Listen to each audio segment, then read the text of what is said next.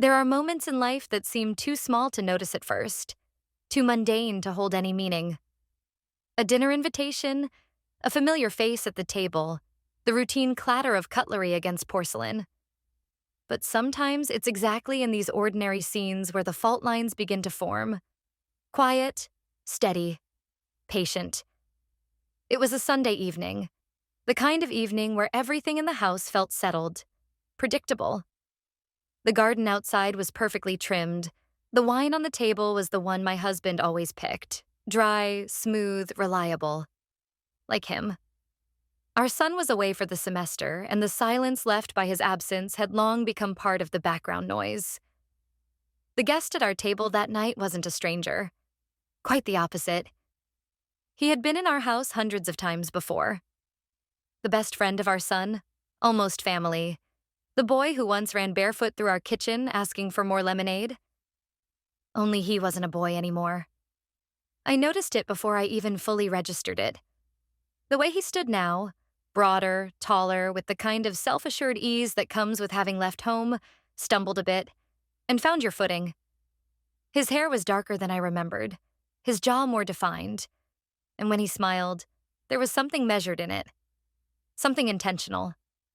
My husband, as always, was engrossed in conversation, talking about work, about market changes, about plans for the upcoming week. His words filled the room, but my mind drifted elsewhere. It drifted to the way the guests' eyes followed me as I moved around the table, pouring wine, clearing plates, laughing at my husband's jokes. Not too obvious. Never obvious. But there. When the meal was over, my husband insisted that his guest stay the night. "It's late and there's no point driving back at this hour," he said, the generous host, the considerate friend. The young man nodded, flashing that same polite smile, and agreed. Of course he agreed. I caught his gaze just once across the living room as my husband disappeared into the kitchen to fetch more drinks. The glance was brief, but something in it stayed with me. That quiet confidence of someone who knew exactly the effect he had. I turned away first. I had to. The night settled. My husband fell asleep early, as he often did after wine and conversation. I stayed downstairs, restless, telling myself it was just the caffeine from the coffee I shouldn't have had after dinner. I read the same page of my book 3 times, unable to focus. I heard the soft creak of the floorboards before I saw him. Barefoot, shirt slightly unbuttoned, he moved through the dim light of the hallway and into the kitchen. He didn't look surprised to find me there. If anything, he seemed amused. "Can't sleep either?" he asked, reaching for a bottle of water from the counter. I didn't answer right away. Instead, I closed my book slowly, setting it down beside me. His eyes stayed on me as he twisted the cap off the bottle, taking a long sip. The muscles in his throat moved beneath his skin, and I found myself watching more closely than I should have. "Late night walks through the kitchen," he said, leaning back against the counter. "Dangerous habit in this house?" I felt my lips part, as if to respond, but the words didn't come. Instead, I stood, smoothing the fabric of my dress along my hips. A nervous gesture, one I hadn't made in years. He didn't move closer. He didn't need to. The space between us felt charged enough without it. I could hear the faint ticking of the clock on the wall, the soft hum of the refrigerator, the distant rhythm of my husband's steady breathing upstairs. I wondered, for the briefest moment, if he could hear my heart pounding as loudly as I could feel it. The silence stretched between us, not awkward, deliberate. He was waiting, watching. I knew that much. But for what exactly, I wasn't sure. I cleared my throat, forcing my voice steady. "You should get some rest," I said, turning toward the stairs. But even as I climbed them, each step slow and deliberate, I felt his gaze follow me.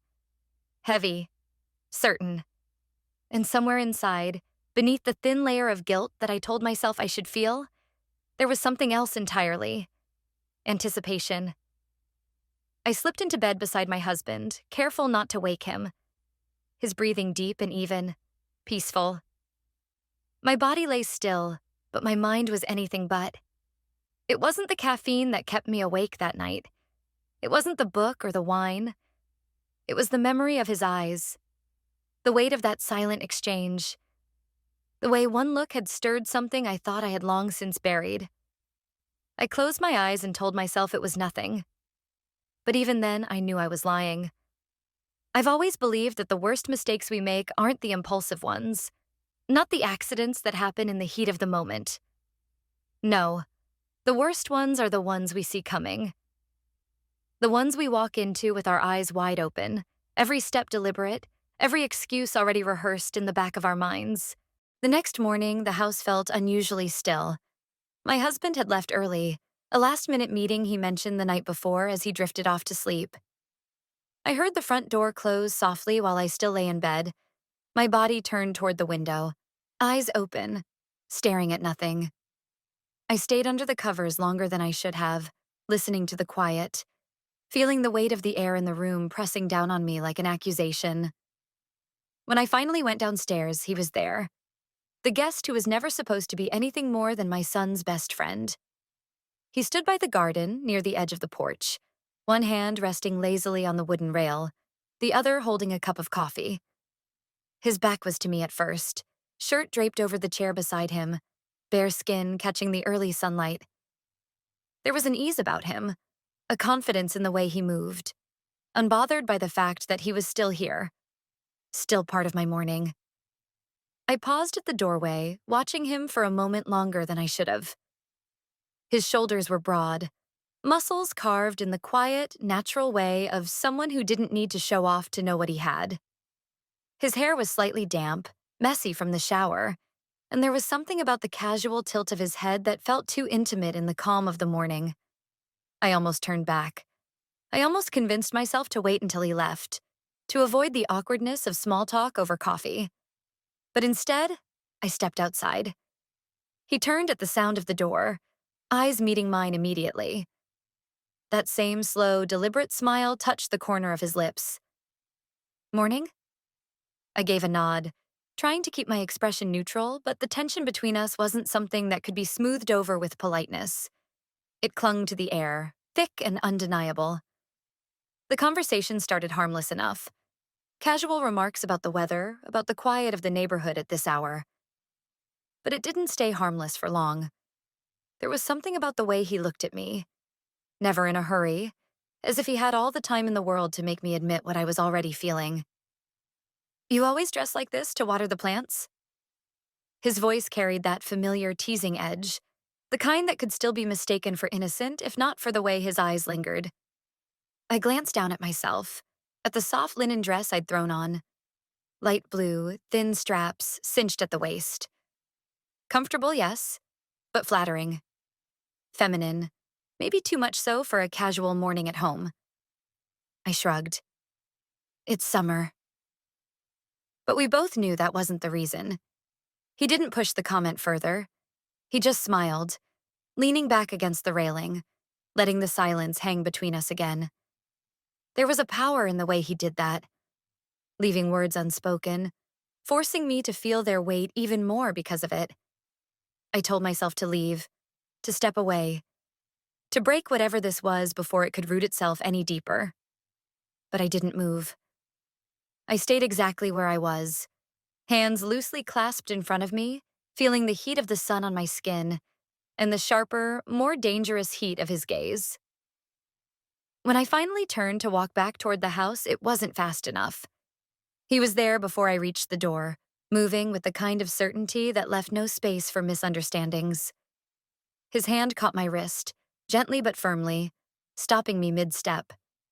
I felt the breath catch in my throat as I looked at him. Too close now, the space between us erased in an instant. His eyes held mine, searching, waiting, not for permission but for confirmation. "This isn't a mistake for you, is it?"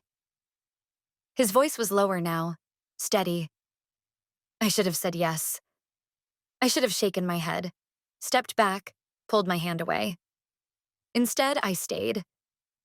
I didn't answer, because the truth sat thick in the silence between us, louder than anything I could have said. His fingers slid down from my wrist to my hand, slow, deliberate, tracing the line of my palm. I felt the shiver ripple up my arm, the goosebumps rising on my skin despite the warmth of the morning. The kiss, when it came, wasn't hurried. It wasn't careless. His lips met mine softly at first, testing, questioning. And when I didn't pull away, when I leaned into it instead of retreating, it deepened. His hand moved to my waist, drawing me closer, pressing my body against his with a certainty that sent my pulse racing. I kissed him back, fully, willingly. I let my hands rest against his chest, feeling the steady beat of his heart beneath my fingers, matching the frantic rhythm of my own. When he finally pulled away, it wasn't abrupt. He lingered there, his forehead resting lightly against mine, his breath warm against my lips. Neither of us spoke. There was no apology, no awkward laugh to brush it off. Only the quiet understanding of two people who had just crossed a line they couldn't uncross. I stepped back first, my hands falling away, my body still tingling where he had touched me. I didn't look at him as I turned and went inside, but I could feel him watching me as I walked away. And I knew, as surely as I knew my own name, that this was not the last time. There's a peculiar kind of silence that follows a decision you know you can't take back. It isn't loud, not the way guilt sometimes roars in your chest. No, this one is soft, heavy, like a warm fog that settles over everything, muting the sharp edges of regret just enough to make room for something worse. The hunger to do it again. The days that followed weren't marked by avoidance. There were no awkward glances to the floor, no frantic efforts to erase what had happened between us. If anything, there was something almost cruel in the calmness of our next interactions. The way we spoke about the weather, about the garden, about the plans my husband had for the house, as if neither of us had tasted the gravity of the choice we'd made. But the truth had already planted itself between us. It was there in the way he paused just a second too long when I walked into the room, the way his gaze traveled up the length of my legs to the curve of my hips before meeting my eyes. It was in the way my fingers hesitated on the buttons of my blouse in the morning, choosing fabrics softer against my skin, cuts just a bit closer to the line of my body than I would have dared before. I became acutely aware of myself, of my posture, my hands, the shape of my lips when I spoke. It was exhausting and exhilarating. My husband, blissfully unaware, continued in his rhythm of work and evening news and grocery lists. His life, our life, unshaken on the surface. He still kissed my cheek in the morning, still asked how my day had been, still called on his way home from the office if he was running late. Nothing in his tone hinted at suspicion. Nothing suggested that he noticed how much more time I spent choosing my outfits, how carefully I applied my lipstick, how often I checked my reflection before stepping outside. It was a Thursday evening when my husband casually invited him over again.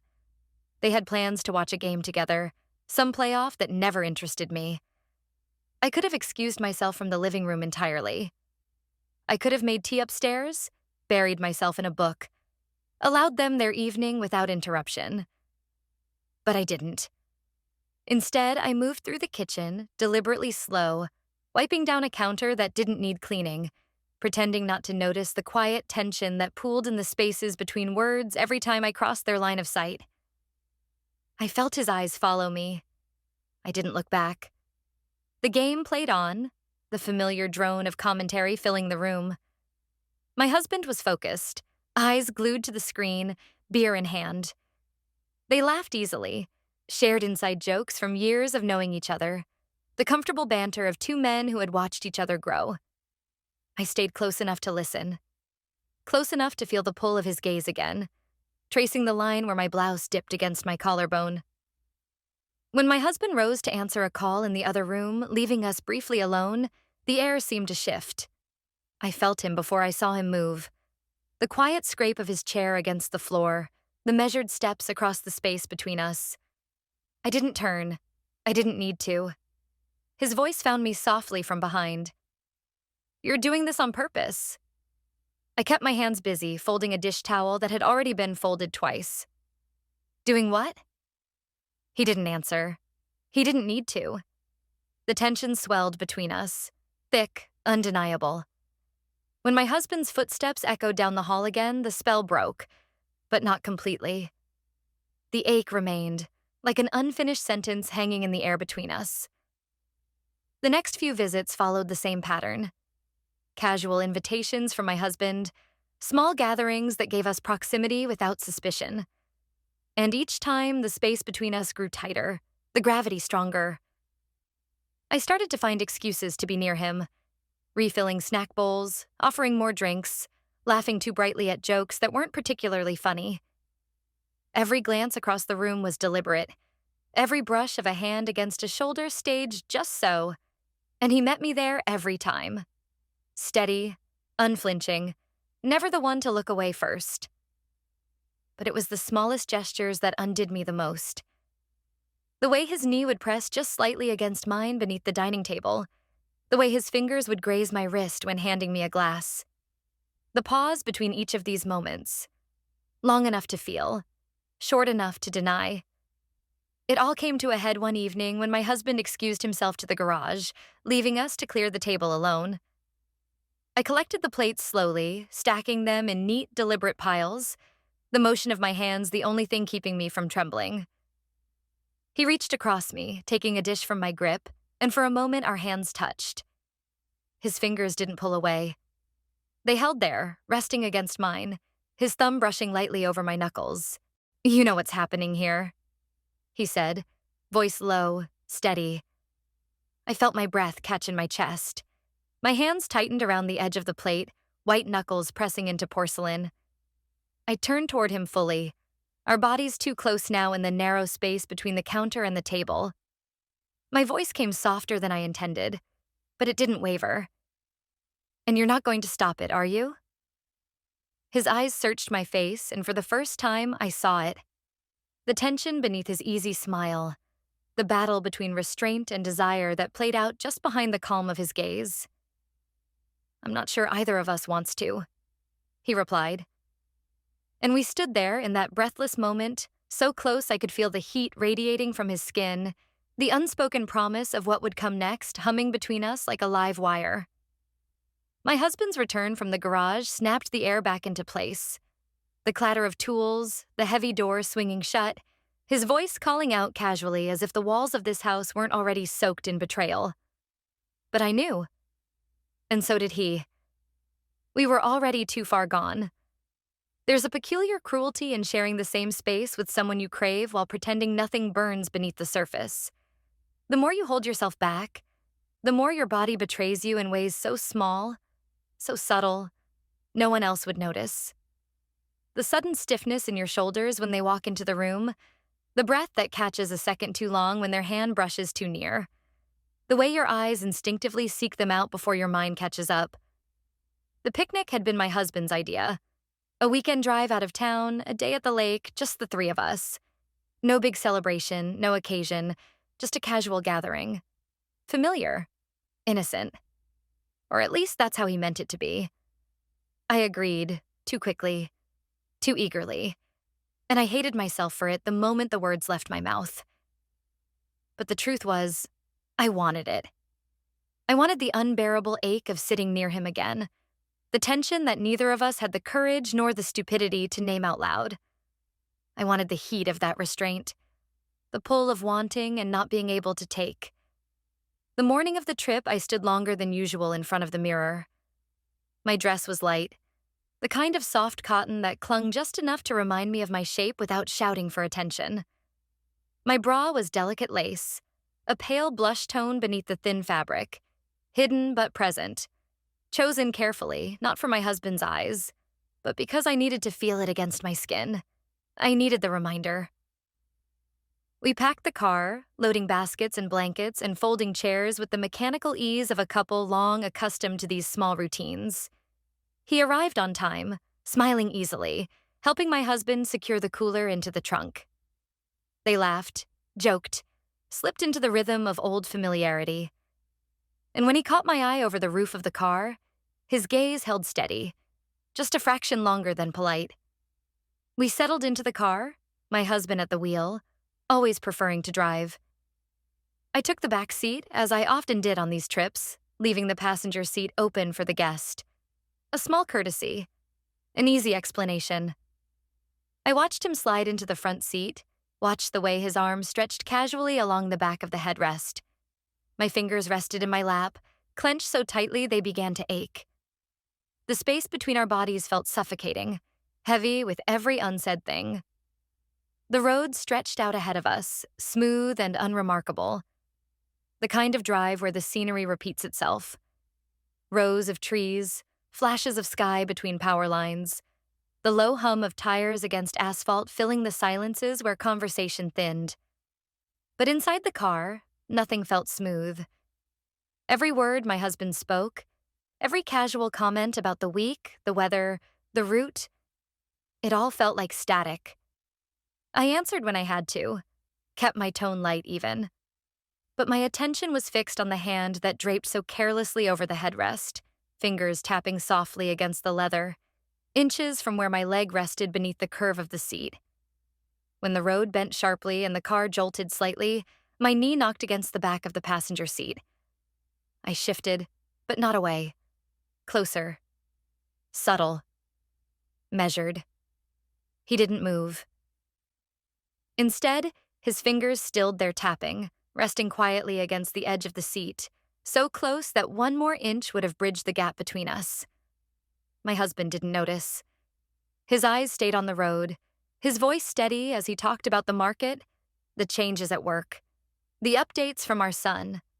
The same rhythm, the same safe, well-worn routine. But the space between my body and his best friend's hand was no longer just space. It was a question, an invitation, an acknowledgement. At the lake, we unpacked the baskets, spread the blanket out beneath a tall oak. The air smelled faintly of water and pine, the breeze cool against the warmth of the sun, birds overhead, the distant laughter of families scattered along the shore, the occasional splash of someone diving into the water. Peaceful, ordinary. Except I couldn't feel peace. Not with him so close. Not with my skin alive under the weight of every glance, every nearness. We ate, talked, played it normal. And the entire time I felt the ache of wanting press harder against my ribs, my chest, my throat. When my husband rose to take a call, wandering a bit down the shore for privacy, I stayed seated. He stayed too. Neither of us spoke at first. The silence between us wasn't awkward. It was deliberate, thick with everything we didn't dare say. I traced circles into the fabric of the blanket beneath my fingers, focusing on the motion, willing myself not to look at him. But his gaze pressed against me anyway. Heavy, insistent. "You're quiet today," he said finally, voice lower now, softer. I didn't respond right away. My throat felt tight. The breeze lifted the edge of my dress, brushing cool air along my thighs, and I shifted, folding my legs beneath me, hands pressing into my lap to still their shaking. "I'm fine." It was the safest lie I could offer. His eyes didn't leave me. And in that moment, I hated how much I wanted him to reach for me. How much I wanted him to close the gap between us, to let his fingers find the line of my wrist again, to let his lips remind me how easily I could forget the life I'd built. But he didn't move. Neither did I. When my husband returned, we both slipped back into the easy mask of conversation, laughter, shared memories. The moment folded itself neatly back into the quiet between us, tucked away but not forgotten. On the drive home, we settled again into our places. My husband talking cheerfully, eyes on the road, his best friend quiet in the front seat, one hand resting lightly against the headrest once more. And me, in the back, fingers clenched tight in my lap, heart pounding beneath the quiet, ordinary hum of the wheels turning beneath us. There was no mistake left to make. There was only the waiting. The worst part of desire isn't the wanting. It's the waiting. Days stretched longer after that trip. The quiet between us didn't dissolve. It grew, settled deeper into the cracks of everyday life, coiling itself around each moment we shared, even the most ordinary ones. It became the air we breathed, The unsaid lived between every word, every glance, every carefully measured step. I caught myself checking the time more often than usual, measuring my days by the chances I might cross his path again. Even small moments became unbearable. I found excuses to be near the front windows, to pass through the rooms where he might be, to stretch a simple task into something that kept me closer to the possibility of him. I hated how obvious it felt, and how powerless I was to stop. It didn't take long before the next opportunity came. My husband's business trip was planned weeks before, part of his regular schedule. 2 days out of town, nothing unusual. Our son still away at school, the house set to be quiet. Predictable.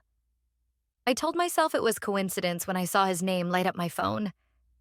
I told myself I didn't know what I was doing when I answered. "Left my jacket at your place the other day," he said, his voice even, casual. The lie was so thin, so obvious, I almost smiled at the effort he made to keep it neat. Almost. I could have told him I'd leave it out for him on the porch. I could have suggested a time when my husband would be home. I could have closed that door before either of us stepped through it again. But I didn't. Instead, I told him, "I'll be home all afternoon." I didn't think much about the jacket after that. I thought about the way his voice had sounded, the deliberate calmness of it, the question that hovered beneath the surface of his words. I thought about the last time his hands had touched my skin, how easily my body had leaned into his, how my breath had caught when his lips pressed against mine. I spent longer than I should have standing in front of my closet. I told myself I was being ridiculous, but still my fingers hovered over the dresses that felt too soft, too suggestive, too easy to interpret as intention. In the end, I chose the one I didn't dare wear when my husband was home. Pale cream, thin straps, the neckline just low enough to make me feel exposed. Beneath it, the blush lace bra again. Not for him. For me. For how it made me feel to know what lay beneath the cotton.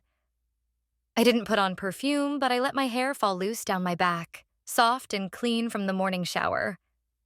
When he knocked, the sound was light. Careful. I opened the door without hesitation. There was no pretense this time. He didn't ask for the jacket. He didn't bother with the polite small talk that used to buffer our conversations. His eyes moved over me once, slow, deliberate, and then settled on my face. Neither of us smiled. The silence between us felt louder than words could have managed. I stepped aside, wordlessly letting him in. The door clicked shut behind him, the weight of it settling like a final decision. We stood there, the two of us, a breath apart, neither moving first. I could feel the tremble in my hands where they rested loosely at my sides, my heartbeat hammering so hard in my chest I was sure he could hear it. "You're not going to pretend you didn't want me to come, are you?" His voice was soft, without mockery. I could have lied. I could have laughed. I could have turned my back, walked away, buried this under the mountain of reasons why we shouldn't. But I didn't. Instead, I stood still, letting the question hang in the air between us, my silence giving him all the answer he needed. The distance closed slowly. No rush. No stolen impulse this time. His hand reached out, fingers grazing the bare line of my shoulder, tracing the curve of my collarbone, then sliding gently beneath the strap of my dress. His touch was light, barely there, but it ignited every nerve beneath my skin like a spark catching dry leaves. I felt the shiver rise through me, uncontainable. His hand moved to my face, thumb brushing the corner of my mouth as though memorizing the shape of me. His eyes stayed on mine, steady, asking, waiting. When he leaned in, the kiss came without the hesitation of the first. This was not the careful test of two people uncertain. This was full knowledge, full intention. It was the kiss of someone who had waited too long, held back too much. My hands found his chest, fingers digging into the fabric of his shirt, pulling him closer even as my mind screamed at me to stop. But my body betrayed me, leaning in, pressing against him, aching for more. The kiss deepened, his lips insistent now, his hand sliding behind my neck, anchoring me there, refusing to let me drift away.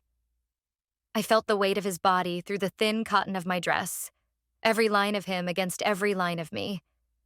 And still, even then, part of me waited for the guilt to rise, to drown out the wanting, to shove me back into reason. But it didn't. It stayed quiet. When we finally parted, our breaths were heavy, uneven. His hand lingered at my waist, thumb tracing soft circles against my skin just above the fabric of my dress. "You should tell me to leave," he said, voice rough now, lower. But I didn't. I didn't say anything at all. Instead, I reached for his hand, pressing my palm against his, fingers threading between his fingers, holding tight. The air between us was charged, unspoken words burning at the edges of our silence. Neither of us moved toward the door. Neither of us wanted to. There's a strange, addictive sweetness in the moments after you cross a line you know you can't uncross. A dangerous calm, like standing too close to the edge of a cliff, watching the waves crash beneath you, feeling the wind push against your back, knowing it would take so little, just the smallest tilt, to let yourself fall. I didn't tell him to leave that day. I didn't even step away. I stood there, still holding his hand, still feeling the weight of the choice I had made, and yet already hungry for more. It was as if something in me had snapped, but not all at once. More like thread by thread, quiet and deliberate. After he left, the house felt too big, too still.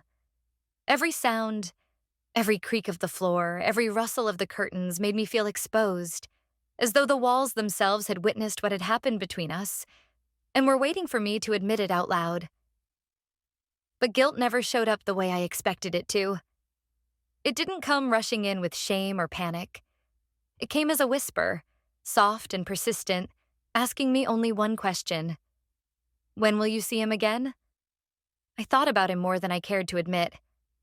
The way his hands had felt on my skin, the heat of his mouth against mine, the certainty in his eyes when he touched me, as if he already knew how easily I would give in. I caught myself staring at my reflection too long in the bathroom mirror, noticing the flush that rose to my cheeks when my thoughts drifted back to him.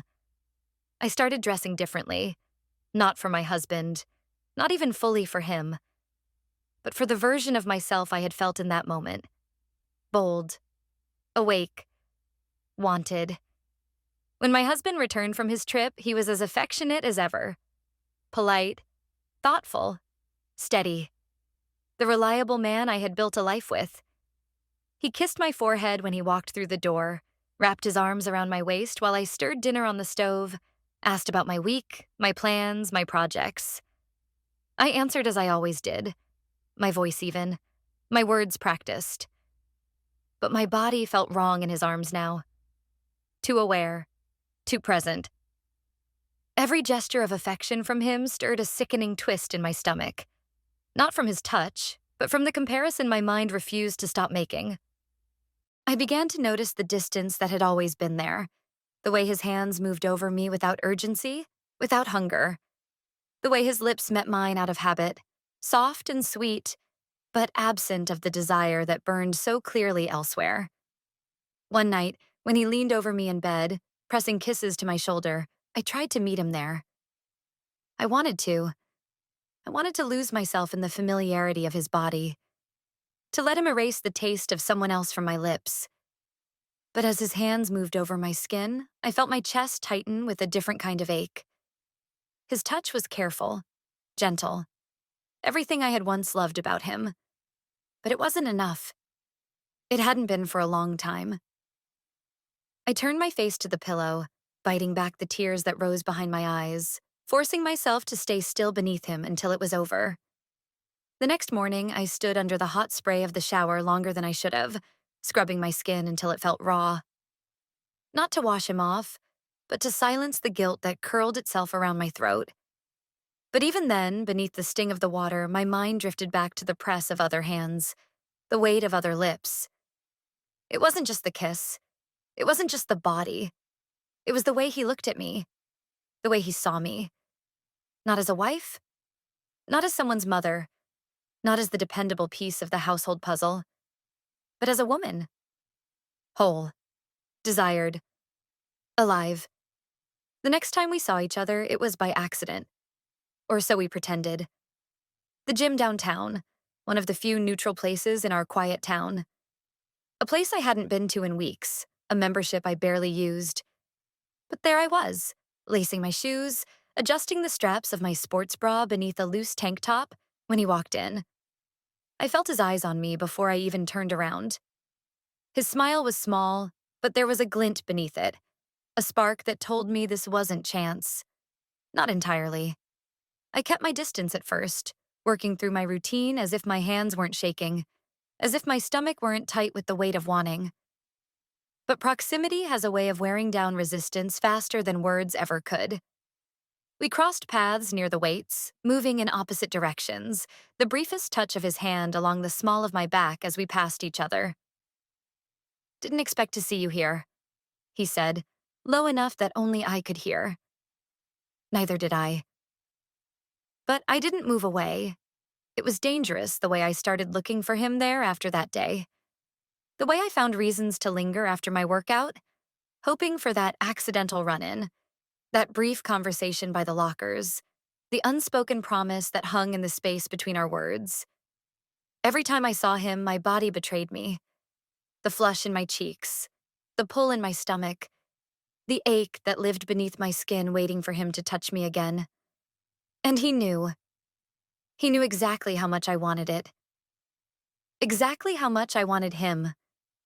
We never said it out loud. We didn't have to. It was there in the weight of our stares, in the moments we stood just a little too close, in the silence that wrapped itself around us like hands. It was only a matter of time. There are certain invitations that don't need to be spoken. Some are made with a glance, a pause too long, a breath held just half a second more than necessary. Others come dressed as harmless suggestions, innocent on the surface, but heavy beneath with the weight of intent. When he mentioned the lake house, I barely reacted on the outside.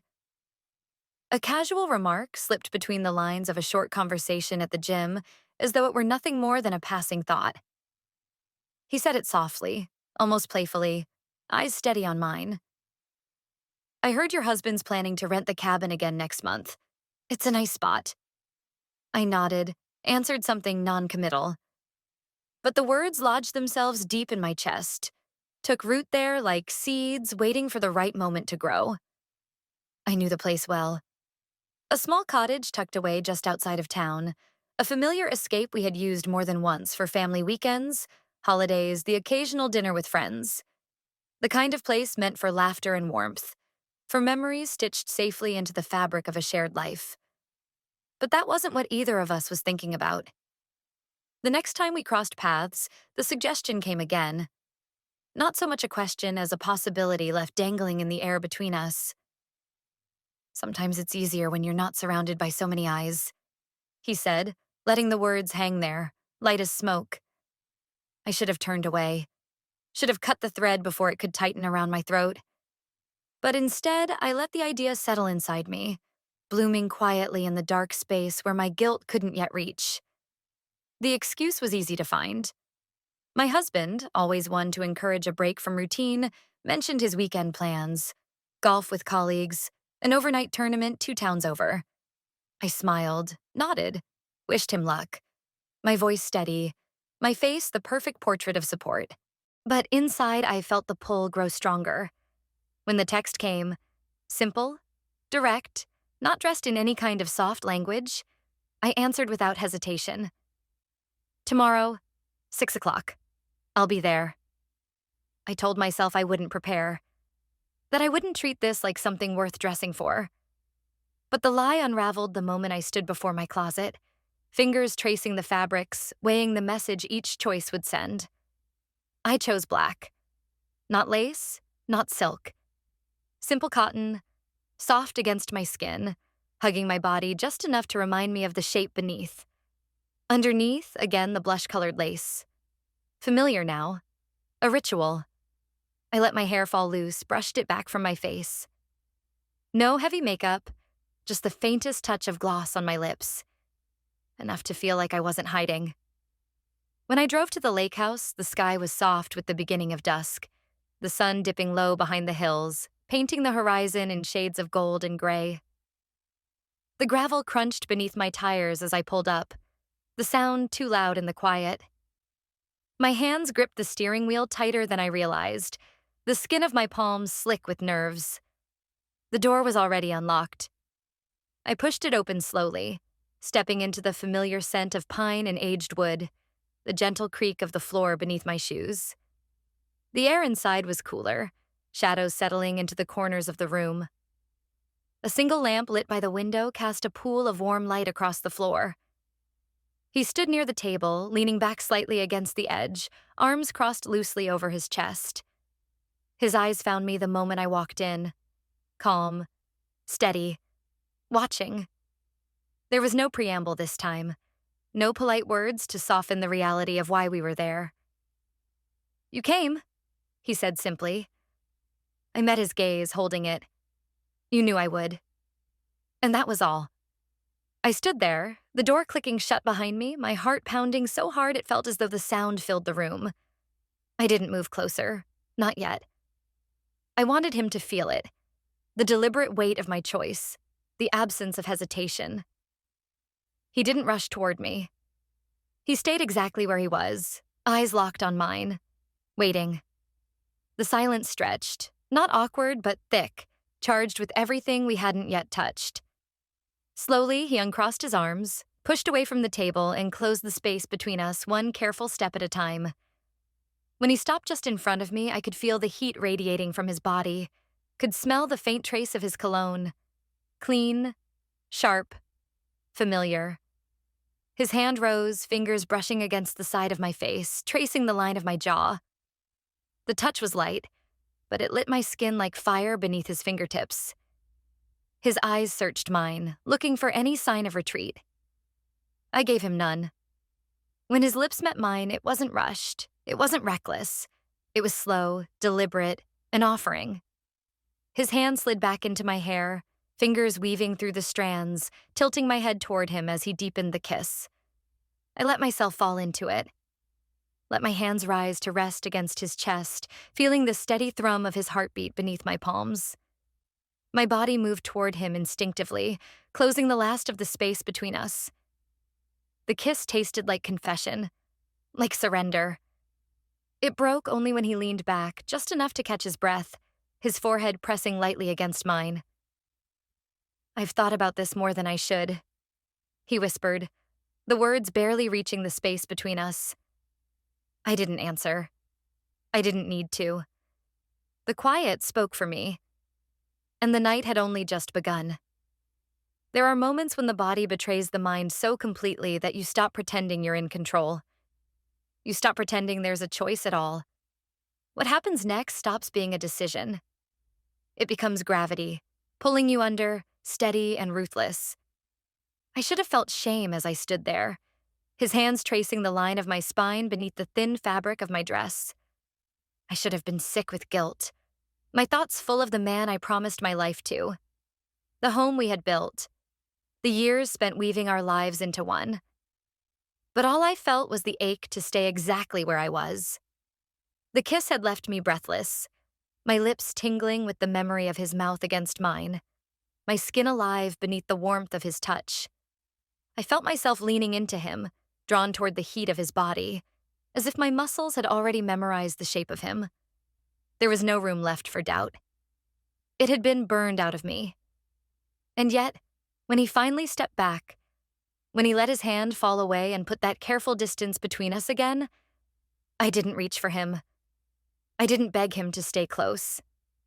We stood there, both of us silent, our bodies still humming with the weight of what had just passed between us, the unfinished sentence of the night hovering in the space where words would have failed anyway. The air inside the lake house felt too still. The small lamp in the corner cast soft shadows across the wood-paneled walls, its glow barely touching the edges of the room. I heard the faint creak of the floor beneath my feet as I shifted, uncertain whether to sit or stand or run. I didn't do any of those things. Instead, I walked toward the window, my arms crossed loosely over my chest, eyes tracing the reflection of the water outside. The moon hung low above the lake, its pale light shimmering across the dark surface, ripples breaking the glow into fractured pieces.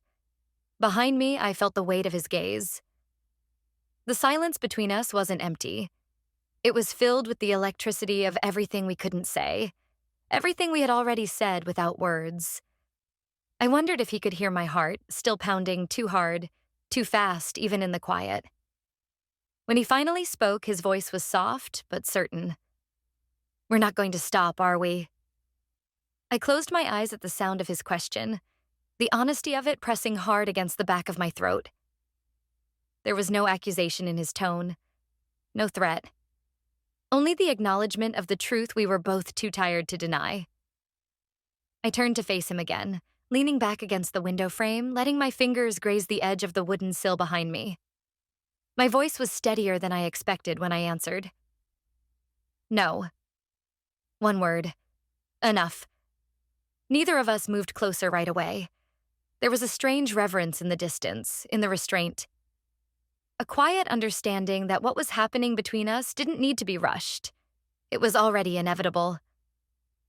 I watched him watch me, his eyes tracing the line of my throat, the soft curve of my shoulders, the shape of my mouth. I wondered what he saw there. Guilt, hunger, both. I wondered if he hated me for how easy I had made this for him. If he hated himself for how little resistance he offered. But if he did, he didn't show it. Instead, he moved to the small kitchen in the corner of the room, pouring himself a glass of water from the pitcher on the counter. His back was to me as he spoke again, quieter this time. "Does he even see you?"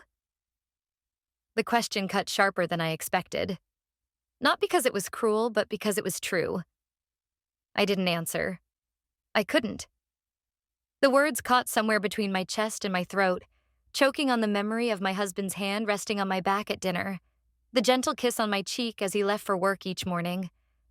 The small, steady gestures of a man who believed I was content. But contentment and desire aren't the same thing. I stayed where I was, the cool wood beneath my hands grounding me as my thoughts swirled. It wasn't that my husband didn't love me. I never doubted that. But somewhere along the way, love had become routine. Care had become obligation. He touched me with affection, not hunger. Kissed me with habit, not need. And I had told myself for so long that it was enough. That wanting more was selfish, unreasonable, childish. But standing there in the soft glow of that lamp, watching the man who was not my husband move so effortlessly through the room, I realized how deep the hunger had gone. How much I had buried just to keep the peace. How much I had silenced inside myself because it felt easier than asking for something he no longer knew how to give. I felt the heat rise in my chest again, the mix of shame and anger and longing twisting beneath my ribs. When he turned back to face me, glass in hand, he didn't speak. He didn't need to. I moved first. The space between us closed in 2 long steps, my hands finding the fabric of his shirt, gripping tight, pulling him toward me. His lips caught mine again, rougher now, the restraint beginning to crack beneath the weight of all we were holding back. His hands found my waist, sliding beneath the hem of my dress, fingertips brushing against the bare skin of my hips. My body arched into him, craving the contact, the confirmation that this was real, that it wasn't just in my head. We broke apart only when breath became impossible, both of us gasping quietly in the stillness. I pressed my forehead against his chest, eyes closed, feeling the steady thump of his heart beneath my palms. Neither of us spoke. We didn't need to. The line had been crossed again. And we both knew we weren't done yet.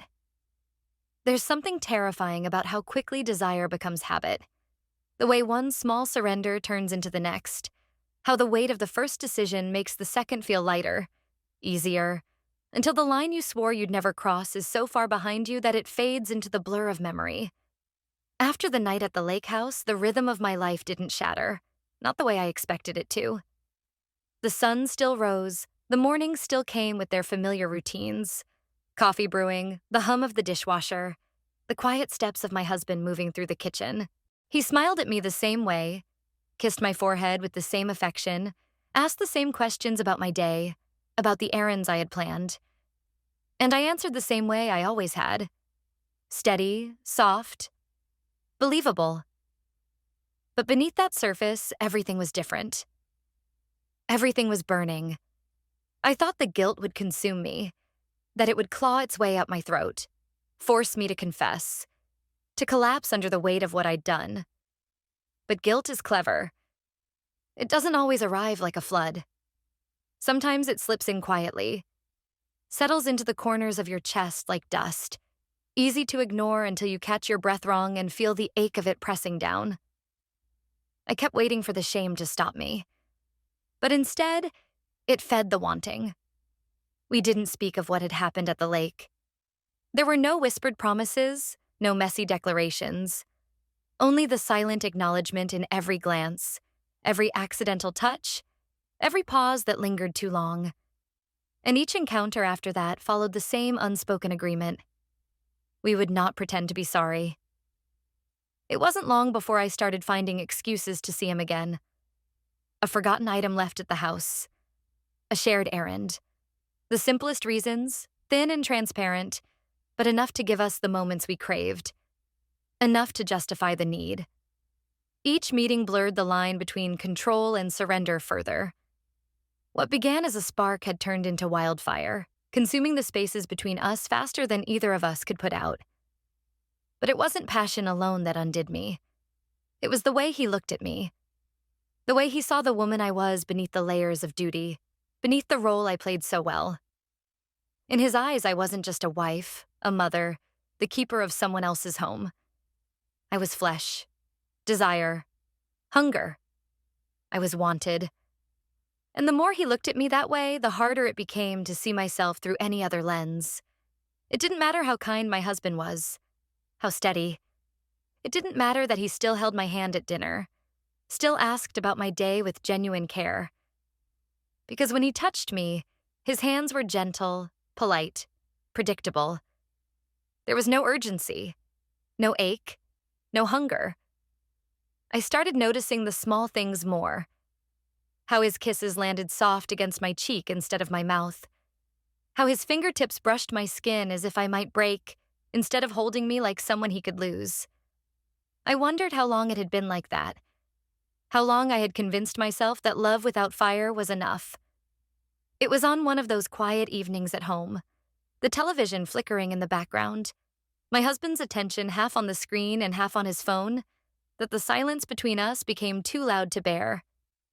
I sat beside him on the couch, close enough to feel the warmth of his body, but it felt like standing outside looking in through the glass.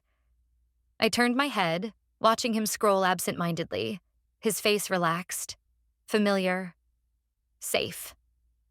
And in that moment, I realized how far I had drifted, how long I had been waiting for him to notice. But he didn't. He didn't see the distance in my eyes. He didn't feel the weight of the space that had grown between us. Or maybe he did. And he was just as unwilling to name it as I had been for so long. The next morning, he left early for work. A kiss at the door, a soft goodbye, the same routine. And as the door clicked shut behind him, I stood in the kitchen, hands trembling against the edge of the counter, feeling the ache of the life I was still trying to hold together. My phone buzzed once against the table. A short message, his name lighting up the screen. No words, just the time and place. It was that easy. I didn't hesitate.